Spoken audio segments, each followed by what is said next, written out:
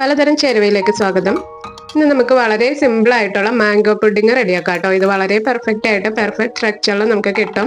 Mango pudding ഇഷ്ടമുള്ളവരും ഉണ്ടാക്കിയിട്ട് നന്നാവാത്തവരും ഈ ഒരു രീതിയിലൊന്ന് ഉണ്ടാക്കി നോക്കാം കേട്ടോ. ഞാനുണ്ടല്ലോ ഈ ഒരു മാംഗോ പുഡിംഗ് ഉണ്ടാക്കി പെർഫെക്റ്റ് ആയിട്ട് വന്ന ശേഷം മറ്റൊരു റെസിപ്പിയിലേക്ക് ഇതിനെ മാറ്റിയിട്ടുണ്ട്. അതെന്താന്നുള്ളത് അവസാനം നിങ്ങൾക്ക് കാണാം കേട്ടോ. മാംഗോ പുഡിംഗ് ഉണ്ടാക്കാനായിട്ട് 2 മീഡിയം സൈസ്, അതായത് ഇച്ചിരി ചെറിയ മാങ്ങയാണ്, ഒരു 150 ഗ്രാം വലിപ്പമൊക്കെ ഉള്ളൂ ഓരോന്നിനും. അങ്ങനെ ഒരു 300 ഗ്രാം ഉണ്ടാവും. അത്രയും മാങ്ങയാണ് ഞാൻ എടുത്തിട്ടുള്ളത്. ഞാൻ മാംഗോ അൽഫോൺസോ കേട്ടോ എടുത്തേക്കണേ. അതിന് അത്യാവശ്യം നല്ല മധുരം ഉണ്ട്, നല്ല കളറും കിട്ടും കേട്ടോ. മല്ലിക എടുത്താലും നല്ല കളർ കിട്ടും. പിന്നെ പുളി ഇല്ലാത്തത് നോക്കി എടുക്കണം.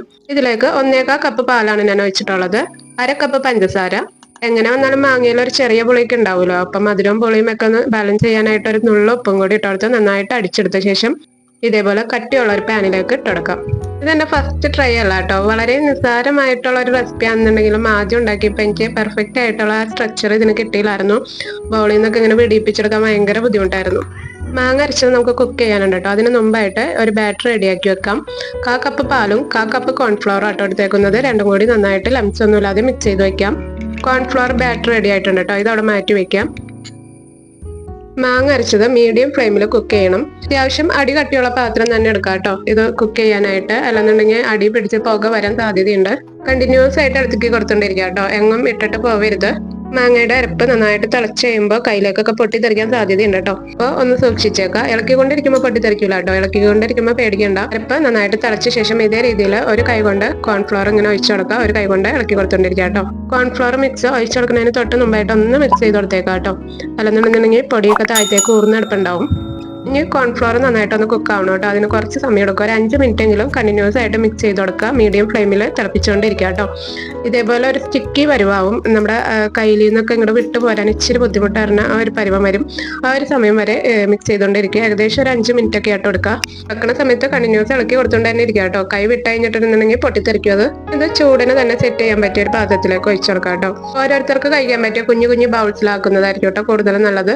സെറ്റ് ചെയ്ത് കഴിഞ്ഞ് വിടിപ്പിച്ചെടുക്കുമ്പോൾ ഓരോരുത്തർക്ക് എടുക്കാനൊക്കെ എളുപ്പം അതായിരിക്കും. ഇതേപോലെ ഒരു ബൗളിൽ നിറയെ ഞാൻ നിറച്ചിട്ടുണ്ട്. അതിനുശേഷം ജസ്റ്റ് ഒന്ന് മിക്സ് ചെയ്ത് കൊടുക്കാം കേട്ടോ. ഇതേപോലെ ഉള്ളിൽ എയർ ബബിൾസ് ഒക്കെ കയറിയിട്ടുണ്ടെങ്കിൽ അതൊക്കെ ഒന്ന് പോകാനായിട്ട് ജസ്റ്റ് ഒന്ന് മിക്സ് ചെയ്ത് കൊടുക്കാം. അങ്ങനെ ഇതുപോലത്തെ 3 ചെറിയ ബൗൾസിലാക്കാനുള്ളത് എനിക്ക് കിട്ടിയിട്ടുണ്ട്. ഇനി ഇത് നന്നായിട്ടൊന്ന് ചൂടാറിയ ശേഷം ഫ്രിഡ്ജിൽ വെച്ച് നന്നായിട്ടൊന്ന് തണുപ്പിച്ചെടുത്തിട്ടുണ്ട് കേട്ടോ. നല്ല തണുപ്പ് വേണം കേട്ടോ, എന്നാലാണ് കഴിക്കാൻ ടേസ്റ്റ് ഉണ്ടാവാം. ഇനി നമ്മുടെ പുഡിംഗ് ഇതിൽ നിന്ന് ഡീമോൾഡ് ചെയ്തെടുക്കണം. വീഡിയോയിൽ കാണുന്ന അത്ര എളുപ്പമല്ല കേട്ടോ ഡീമോൾഡ് ചെയ്യാനായിട്ട്. എനിക്ക് അങ്ങനെ കൊട്ടിയിട്ടൊന്നും മഞ്ഞുണ്ടായിരുന്നില്ല. പിന്നെ സൈഡിൽ നിന്ന് കത്തി കൊണ്ട് ഒന്ന് വിടിയിപ്പിച്ച് കൊടുത്തു. അതിനുശേഷം കൊട്ടി കഴിഞ്ഞപ്പോൾ ഇങ്ങോട്ട് വിട്ടു പോന്നു കേട്ടോ. നല്ല ഭംഗിക്ക് കിട്ടാൻ വേണ്ടിയിട്ട് ഇച്ചിരി സൂക്ഷിച്ചൊക്കെ ഡീമോൾഡ് ചെയ്തെടുക്കാം കേട്ടോ. ഇങ്ങനെ ചെയ്തെടുക്കണമെന്നില്ല, നിങ്ങൾക്ക് ആ പാത്രത്തിൽ വെച്ച് തന്നെ സ്പൂൺ വെച്ച് കോരി കഴിക്കാനേ ഉള്ളൂ. ഇനി നിങ്ങൾ ഉണ്ടാക്കിയ പുഡിങ്ങിന്റെ മാങ്ങ ഇച്ചിരി പുളിയുള്ളതൊക്കെയാണ്, കഴിക്കാൻ അത്ര ടേസ്റ്റ് ഒന്നും തോന്നണില്ല, നിങ്ങൾക്ക് അത്ര ഇഷ്ടപ്പെട്ടില്ല സംഭവം എന്നുണ്ടെങ്കിൽ ഞാൻ ഈ പറയുന്ന പോലെ ഒന്ന് ചെയ്ത് വെച്ചാൽ മതി കേട്ടോ. എല്ലാവരും കൂടി ഒരു പാത്രത്തിലേക്ക് അങ്ങോട്ട് ഇടാം. എന്നിട്ട് മിക്സ് ചെയ്യാം.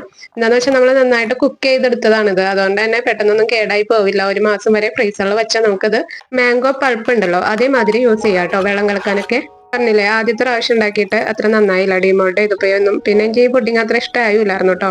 അപ്പൊ ഞാൻ ഇതുപോലെ ഫ്രിഡ്ജിൽ വെച്ചിട്ട് ഇതേപോലെ ജ്യൂസ് ഉണ്ടാക്കിയാണ് കുടിച്ചത്. നല്ല ടേസ്റ്റ് ഉണ്ട് കേട്ടോ. 2 ഏലക്കയും കൂടി ഇടാന്നുണ്ടെങ്കിൽ, ആദ്യം മാംഗോ ജ്യൂസിൽ ഏലക്ക ഇട്ടാൽ നല്ലതായിരിക്കോ അങ്ങനെയൊക്കെ ഒരു ഡൗട്ട് ഉണ്ടായിരുന്നു. പക്ഷെ ഇട്ടപ്പോൾ നല്ല ടേസ്റ്റ് ഉണ്ട്. ഐസ് വാട്ടർ അല്ലെങ്കിൽ ഐസ് ഇട്ട് അടിക്കുക, നല്ല തണുപ്പും പിന്നെ ഇതുപോലെ ഏലക്കയും ഒക്കെ ഇട്ട് മധുരം കുറവുണ്ടെന്നുണ്ടെങ്കിൽ കുറച്ച് മധുരവും കൂടി ഇട്ട് അടിക്കുകയാണെന്നുണ്ടെങ്കിൽ നല്ല ടേസ്റ്റ് ഉണ്ട് കേട്ടോ. ഓരോ വീഡിയോ ഞാൻ ചെയ്യുമ്പോൾ അതിന്റെ ബാക്ക്ഗ്രൗണ്ടിൽ എപ്പോഴും ഉണ്ടാവുന്ന ഒരാളാട്ടോ അത്.